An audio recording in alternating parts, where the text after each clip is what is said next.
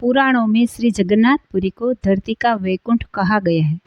यह भगवान विष्णु के 4 धामों में से एक है। इसे श्री क्षेत्र, श्री पुरुषोत्तम क्षेत्र, शाक क्षेत्र, नीलांचल, नीलगिरी और श्री जगन्नाथपुरी भी कहते हैं। यहाँ लक्ष्मीपति विष्णु ने तरह तरह की लीलाएं की थी। कहा जाता है कि सबसे पहले सबर आदिवासी विश्ववसु ने नीलमाधव के रूप में भगवान की पूजा की थी। आज भी पुरी के मंदिरों में कई सेवक हैं जिन्हें देवतापति के नाम से जाना जाता है। राजा इंद्रद्युम्न मालवा का राजा था, जिसके पिता का नाम भारत और माता सुमति था। राजा इंद्रद्युम्न को सपने में जगन्नाथ जी के दर्शन हुए थे। कई ग्रंथों में राजा इंद्रद्युम्न और उनके यज्ञ के बारे में विस्तार से लिखा है। उन्होंने यहाँ कई विशाल यज्ञ किए और एक सरोवर बनवाया। एक रात भगवान विष्णु ने उनको सपने में दर्शन दिए और कहा, नीलांचल पर्वत की एक गुफा में मेरी एक मूर्ति है, उसे नीलमाधव कहते हैं। तुम एक मंदिर बनवाकर उसमें मेरी यह मूर्ति स्थापित कर दो। राजा ने अपने सेवकों को नीलांचल पर्वत की खोज में भेजा। उसमें से एक था ब्राह्मण विद्यापति।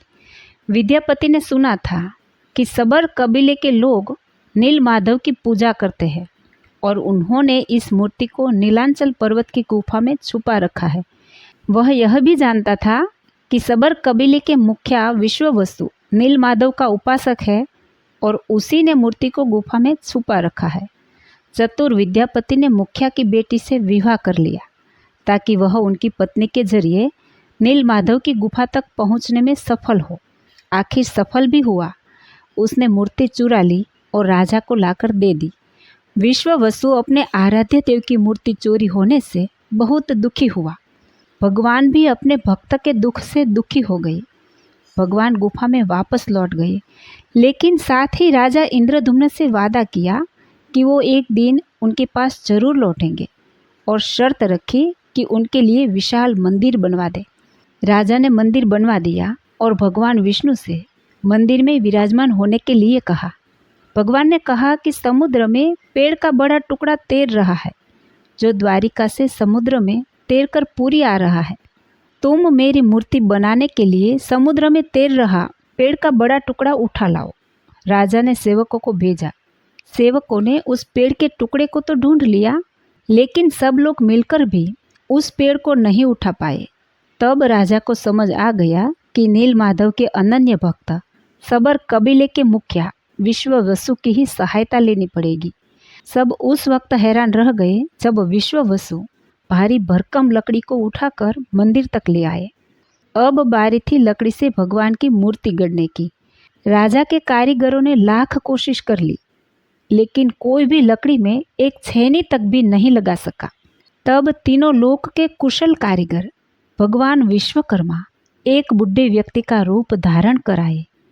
उन्होंने राजा को कहा कि वे नीलमाधव की मूर्ति बना सकते हैं, लेकिन साथ ही उन्होंने अपनी शर्त भी रखी कि वे 21 दिन में मूर्ति बनाएंगे और अकेले में बनाएंगे। कोई उनको बनाते हुए नहीं देख सकता। उनकी शर्त मान ली गई। लोगों को आरी, छेनी, हथौड़ी की आवाज़ें आती रही। राजा इंद्रद्युम्न की रानी गुंडीचा अपने को रोक नहीं पाई। वह दरवाजे के पास गई तो उसे कोई आवाज़ सुनाई नहीं दी। वह घबरा गई। उसे लगा बूढ़ा कारीगर मर गया है। उसने राजा को इसकी सूचना दी। अंदर से कोई आवाज़ सुनाई नहीं दे रही थी, तो राजा को भी ऐसा ही लगा। सभी शर्तों और चेतावनियों को दरकिनार करते हुए राजा ने कमरे का दरवाज़ा खोलने का आदेश दिया। जैसे ही कमरा खोला गया तो बूढ़ा व्यक्ति गायब था और उसमें 3 अधूरी मूर्तियां पड़ी मिली। भगवान नीलमाधव और उनके भाई के छोटे छोटे हाथ बने थे, लेकिन उनकी टांगे नहीं, जबकि सुभद्रा के हाथ पांव बनाए ही नहीं गए थे। राजा ने इसे भगवान की इच्छा मानकर इन्हीं अधूरी मूर्तियों को स्थापित कर दिया। तब से लेकर आज तक तीनों भाई बहन इसी रूप में विद्यमान है। वर्तमान में जो मंदिर है वे मुख्य मंदिर के आसपास लगभग 30 छोटे बड़े मंदिर स्थापित है।